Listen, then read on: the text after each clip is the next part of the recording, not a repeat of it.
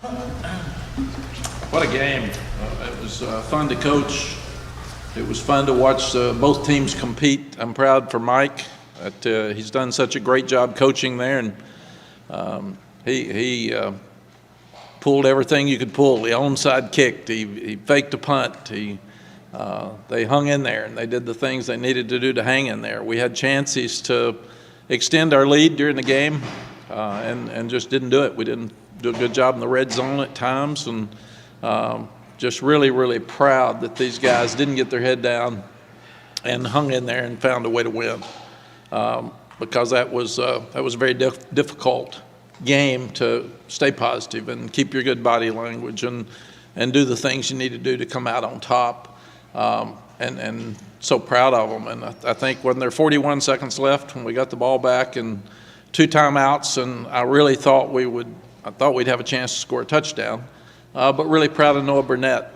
He stepped up and twice late in the ball game had a pressure kick that kept us alive and gave us a chance to win. And I saw Drake May do some things tonight that are just unbelievable. I mean, he made play after play after play, including the 2-point play that normal people just don't make. So I think he has to be the best quarterback in the country. And it's just amazing to me that he keeps doing what he's doing. So proud to sit here with 8 wins, proud of the guys. This will be one they'll remember for the rest of their lives on senior night. I did want to thank all the veterans, because this is special that they allow us to have a free country. And so many people get away from their families, and especially around holidays. And we need to thank them every day instead of just thank them on Veterans Day. But really appreciate them as well. Thought defense played great till we didn't. We were great till the end, and then we had to make a play on 3rd down, had to make a play on 4th down, and we didn't make it until we got in the overtime. And really, really proud of the guys that they were able to make the play to win the game. So the victory veil is very important here, and proud for the university that we get to keep it for another year. But again, can't say enough about Mike Elko and what he's done at Duke. And those kids fought hard, and I told him to tell them that I was really impressed with the way they play and the way they coach. They've done a really good job. Questions? Hearing them, some people are saying when you were talking on ACC Network here a few minutes ago that you were really emotional. Why were you emotional? What kind of drove you to the point where? I don't know. You know, this happens all the time, and it's why was I emotional? Well, yeah. Jesus Christ. What made you swell up like that? I When mean, you, it's obvious on the surface, but there's Yeah. something inside that's deep. I'm an emotional person that I try not to ever show you all, but I do. I'm a crier, a screamer. I'm all the things that you think I'm not. And when you win a football game like this, you are so proud of your staff and so proud of those kids, because that's what everybody's wanting to do. And you never know what's going to happen. If we'd won this game 31-14 when we had our chances to, it would have been, okay, that's a good job. These kids won a game down by 3 with 41 seconds left. I mean, that doesn't happen in your life. That doesn't happen. And it was unbelievable that the coaches hung in there and were positive, and the kids. And you're so proud of your entire program that they were able to do that, because it just doesn't happen many places in the country. And it's what you want. You talk about toughness, you talk about character, you talk about culture, you talk about confidence.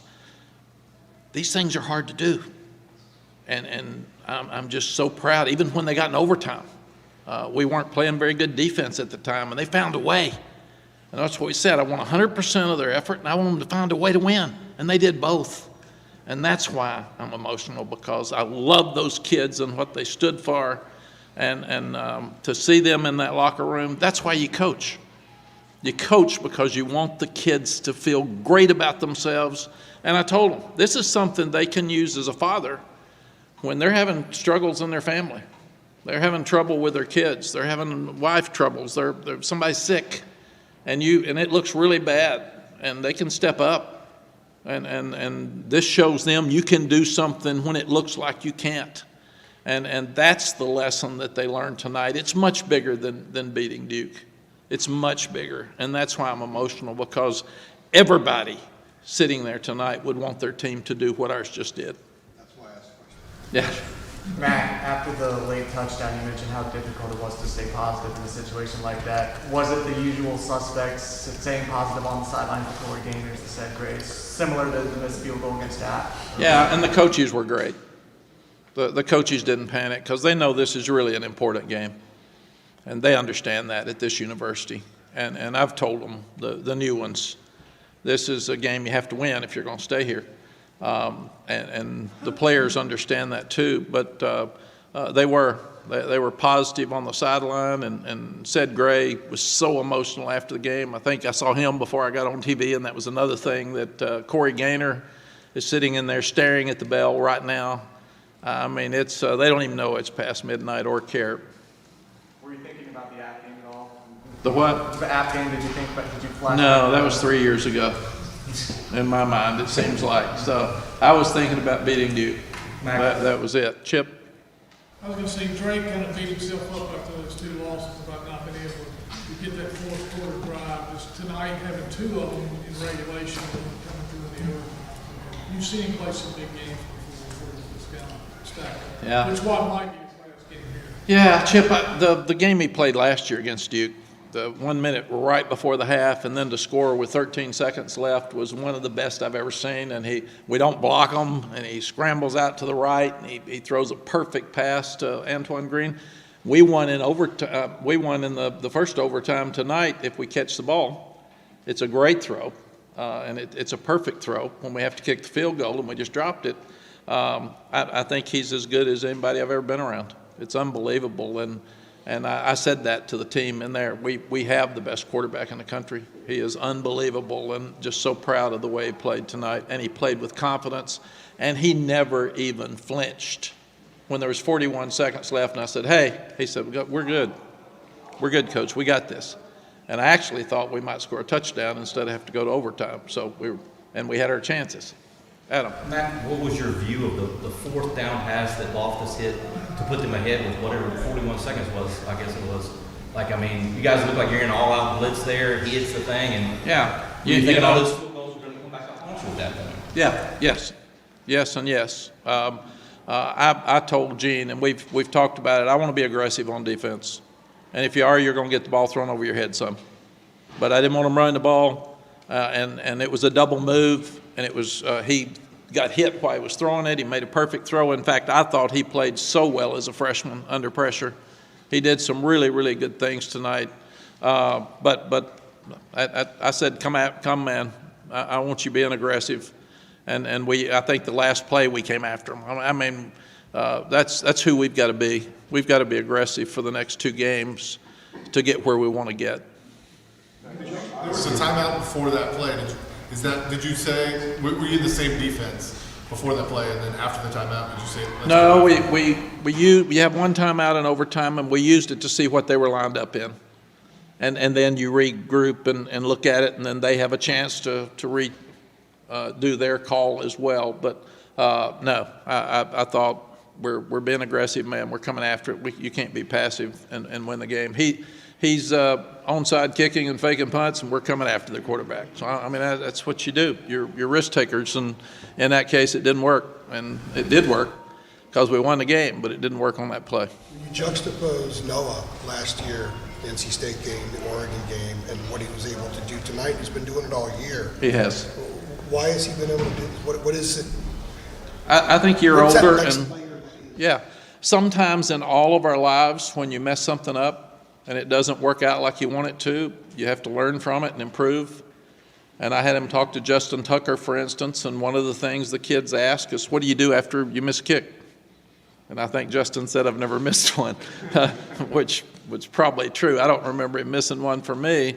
But then Noah has put himself in this position so many times that he's kicked it like this all year and was a difference in this game tonight. I didn't get a chance to see him because it was so crazy out there, but I'm going to make sure that I find him fast and congratulate him on a great way to finish that game. We got time for one more. Mac, obviously, this one's fresh. We got time for 3 more. You guys, had the early 12-point lead in the fourth quarter, and then you kind of from there went back and forth. Kind of, I guess, with this game and also the next couple of mine, what are some things that you think you guys can do differently to kind of, pull away, a little bit sooner in the game? I don't have any idea. If I did, we would have done it tonight. We're up by 13, and then they come and score, and then we have a 3 and out. If you ask me if I'd rather, I told the offense I'd rather you go down and score and answer, and they had a 3 and out. That's how hard my job is.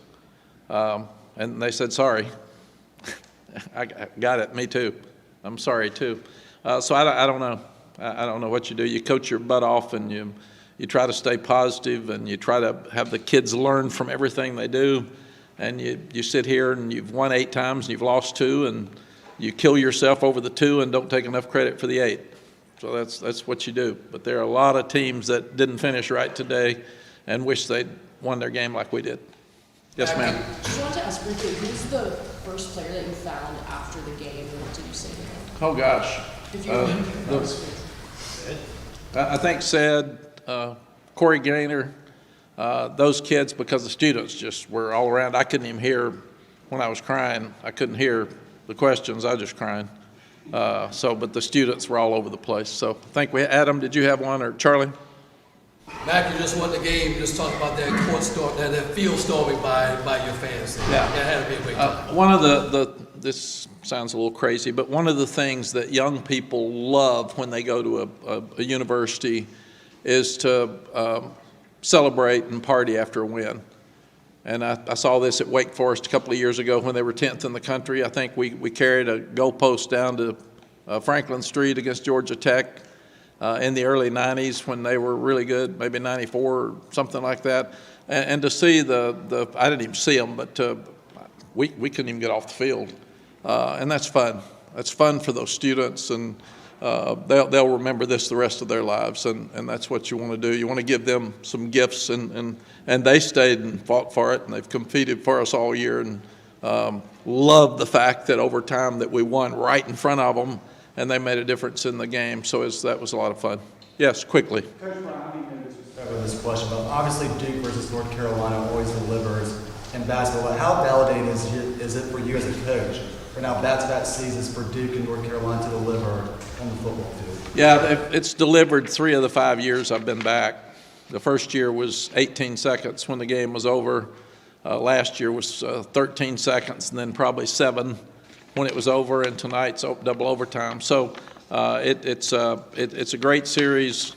These kids are going to play their tail off, and we've said you don't want to lose close to home because it smells, and you have to live with it, and that's important that you win this game. All right, thanks, gang. Adam, real quick. Okay, good.